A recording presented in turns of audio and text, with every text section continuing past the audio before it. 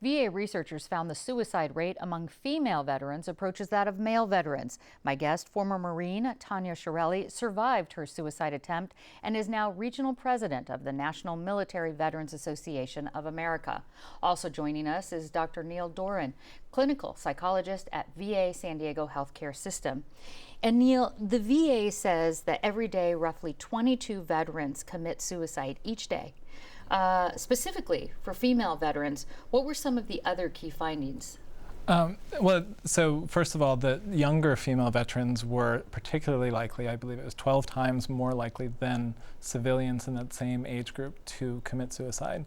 But also that the difference between civilian and military was much greater for females than it was for men. As far as success, as far as the likelihood of committing suicide. Okay, and why is that? Do we know? There are a number of likely reasons. One thing that could contribute is that in this sample they found that women were female veterans were a little bit more likely to use guns in their attempts, which is relatively uncommon. Typically women are more likely to use other means, such as pills. Whereas men are more likely to use guns, but the rates were a little bit elevated in this group. So if you attempt with pills, you might not succeed Correct. as much. Now, Tanya, as a Marine, you served in Afghanistan, but while you were stationed at Camp Pendleton, I understand you attempted suicide. What led you to that point? There was a culmination of factors. I was in an abusive marriage. I was sexually assaulted by 3 sailors. It was an abandonment thing. I felt like the flag that I defended in Afghanistan abandoned me. I'd been asking for help for months. I was in the care of psychiatric center at Camp Pendleton, but I just wasn't getting the treatment that I needed until I attempted suicide. And tell us a little bit about that. You attempted suicide, and then did you get the help you needed? I did, yes. I spent almost a week at the psychiatric center in Balboa Naval Hospital, and after that, the doctors there finally gave me the referral to the PTSD-specific treatment center that I needed. And did you find that effective? Absolutely, yes. We'll talk a little bit more about that, but Neil, first I want to ask you, the VA analysis report, it doesn't explain why women veterans are taking their lives at higher rates than other women in the general population. In your experience, what do you think some of the reasons behind that might be?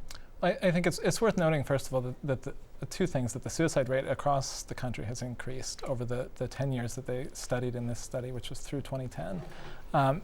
And also that the suicide rate for veterans in general is higher. But it's also very difficult to be a woman in the military. It's a male-dominated environment. The rates of sexual assault are astronomical. And also I think it can be more difficult for women to transition back to civilian life after they've separated from the military.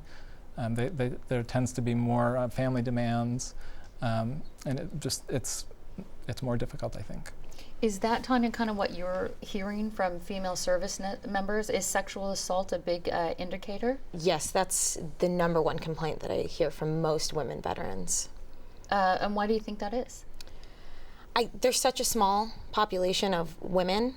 I think that might have something to do with it. I can't really pinpoint what causes the sexual assaults, but I know that it is an issue. Do you think there's a stigma for women getting help?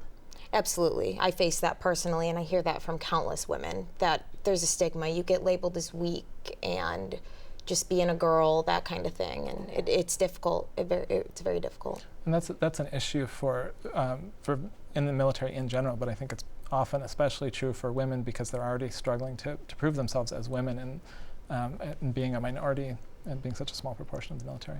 I see. And Neil, earlier this year, President Obama actually signed a $24 million bill aimed at preventing suicide in military veterans. What kind of prevention programs does the VA system have?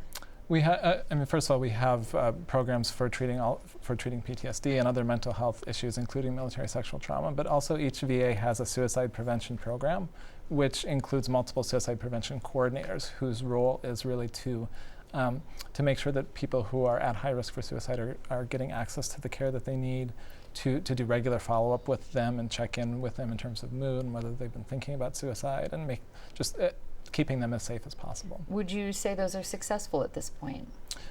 Yes, they're not. Obviously, things, no treatment is perfectly successful with issues like this, but I think in general we are able to help a lot of people.